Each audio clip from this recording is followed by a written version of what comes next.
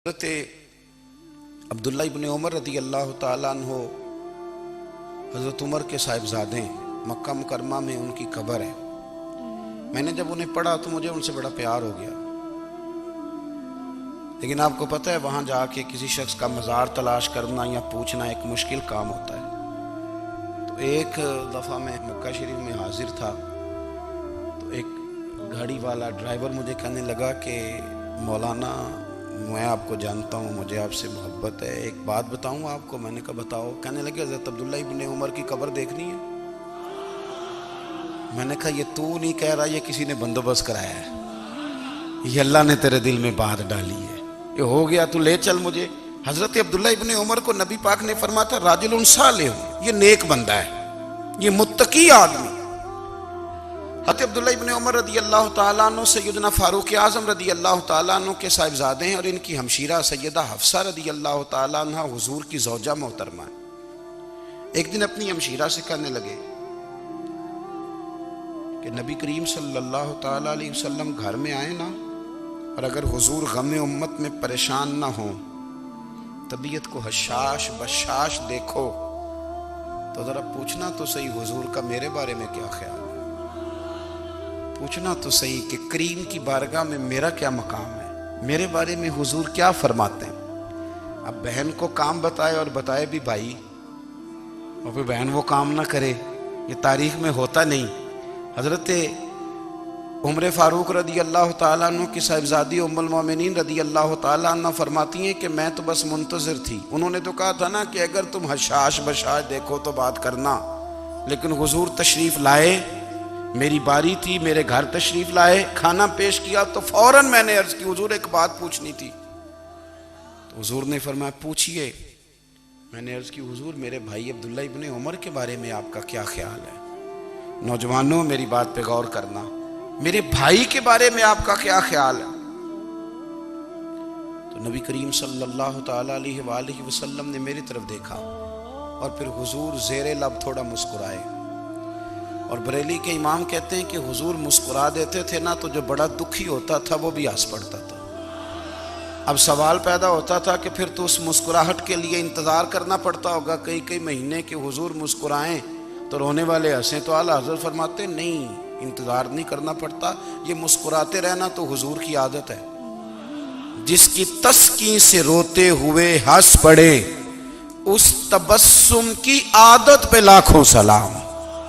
ये तो आदत है हुजूर की मुस्कुराते रहना, इसके लिए इंतजार नहीं करना पड़ता। भाइयों आप ख्याल रखेंगे, गौर करेंगे।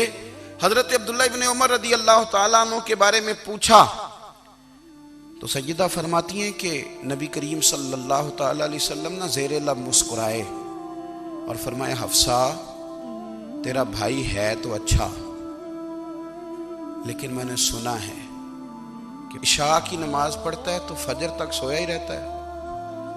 ओ नौजवानों, 10 बजे तक सोने की बात नहीं हुई, 9 बजे तक सोने की बात नहीं हुई, 11 बजे उठने की बात नहीं। हुजूर फरमाने लगे मैंने सुना है कि इशा की नमाज पढ़ के सो जाता है और फजर तक सोया ही रहता है। उसे चाहिए कि तहज्जुद के वक्त उठा करे, अल्लाह की बारगाह में हाजिर हुआ करे, आहुजारी करे, सजदे करे, इबादत करे। उठता है और फजर में जाके उठता है। हज़रत जनाब हफ्सा रदी अल्लाह ताला अन्हा कहती है मैंने जनाब अब्दुल्ला इब्न उमर को पैगाम दिया और मैंने कहा मेरे जवान भाई सुन, नबी पाक ने फरमाया है तो अच्छा पर तहज्जुद में नहीं उठता, नफल नहीं पढ़ता। ओ मेरी मिल्लत के जवानों, मज़ा नहीं आ जाता जब सारी दुनिया सोई हो, सारी दुनिया, और बिस्तर भी गर्म हो और नींद भी पूरा गलबा कर रही हो, और अचानक घंटी बजे दिमाग में, आंख खुले, घड़ी पे नजर पड़े 3:30 4 बजे का पैगाम घड़ी बताए, और कोई चढ़ती जवानी वाला उठे, उठ के वुजू करे, और जब वो मुसल्ला खोल के बिछाए तो मदीने वाले महबूब कहते हैं कि हर नमाज पे रब सवाब देता है, और जो उठ के तहज्जुद की नमाज पढ़े उसे देख के तो रब मुस्कुराता है। जो उसकी शान के लायक है, जो उसकी शान के लायक, वो मुस्कुराता है, खुश होता है कि मेरा बंदा तहज्जुद में उठ गया, वो मुस्कुराता है। काश हमारी सुबहें कभी अपने मालिक के नाम हो जाएं। काश के सुबह हजरत अबुल हसन रहमतुल्लाह ताला अलैह हजरत माज इब्ने जबल रदी अल्लाह ताला अन्हु के पास बैठा करते थे। फरमाते हैं उनसे जो प्यार बढ़ा तो फिर मेरा मुसल्ले से भी बढ़ गया। ताबिए फरमाते हैं सहाबी रसूल से मोहब्बत हुई तो जिक्र से भी हो गई, फिर दुरूद शरीफ से भी हो गई। मोहब्बत उनसे बढ़ी तो फिर अल्लाह ने मस्जिद का प्यार भी बढ़ा दिया। आप फरमाते हैं कि मेरी हर वक्त तबीयत चाहती थी कि बस अल्लाह अल्लाह करूं, बस अल्लाह अल्लाह करूं, बस ना मैं ज़रा थोड़ी जान छुड़ाऊं लोगों से, को 10 मिनट मिले तो मैं कुछ 4 नफल पढ़ लूं, मैं थोड़ा सा ना बचूं लोगों से और मुझे तस्बीह मिले तो मैं ना कुछ 400-500 दफ़ा इस्तिग़फ़ार पढ़ूं, सुभान अल्लाह अल्हम्दुलिल्लाह अल्लाहु अकबर ला हौला वला कुव्वता इल्ला बिल्लाह, मैं ना तस्बीहात पढ़ूं।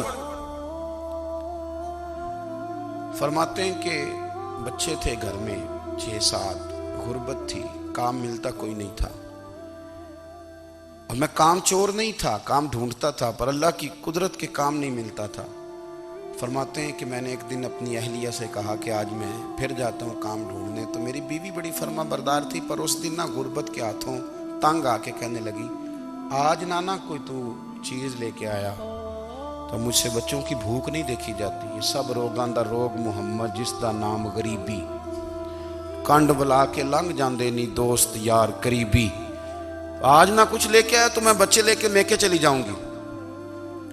शेख फरमाते हैं कि मैं बड़ा परेशान घर से निकला, पर मैंने सुबह से लेके जोर तक काम ढूंढा, काम मिला कोई नहीं। तो मेरे दिल में ख्याल आया चलो काम नहीं मिलता तो अल्लाह अल्लाह तो करे ना, चलो बंदों की मजदूरी नहीं मिलती तो रब करीम की इबादत ही करते हैं। फरमाते हैं कि मैंने ना फुरात के पानी से वुजू किया, नहर के, शदीद धूप थी, साथ रेत थी और रेत तप रही थी।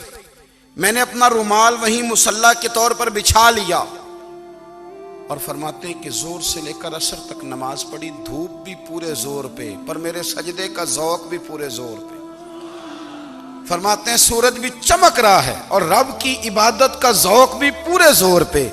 मैं सजदा करूं तो फिर मेरा उठाने को जी ना चाहे।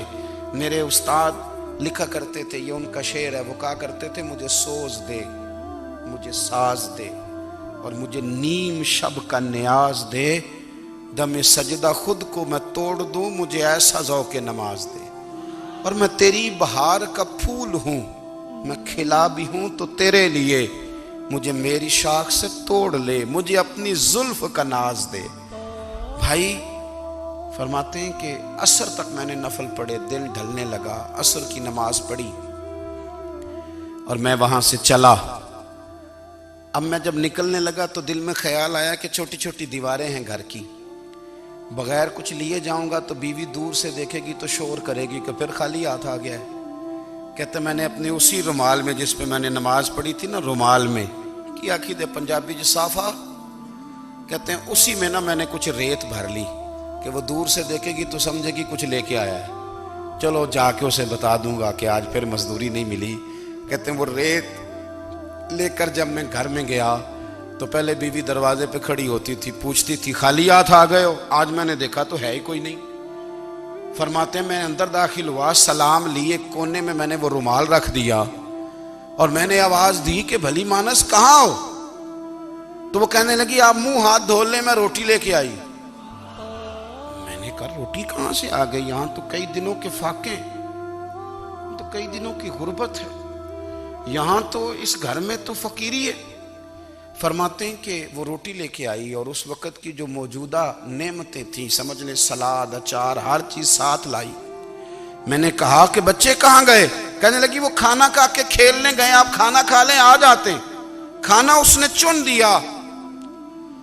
मैंने हैरत अंगेज लहजे में सारी नेमतें अपने दस्तरखान पे देख करके बीवी से पूछा ये कहाँ से आया खाना, बच्चों को तूने कहां से खाना खिलाया, ये सारा कुछ कैसा है। तो कहने लगी पता नहीं आज आप किस करीम की मजदूरी करने चले गए थे, पता नहीं किस करीम की, मेरे घर में तो इतनी नेमतें आई हैं कि मुझसे संभाली नहीं जा रही, इतना अनाज है, इतना गंदुम है, किस करीम के दरवाजे आज चले गए थे।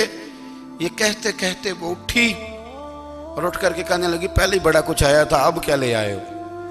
और जा करके ना उसने वो रेत वाला रुमाल खोला, कहने लगे मैं तो लेके आया था रेत, तो मेरे रब ने उसे भी सोने और हीरे बना दिया था।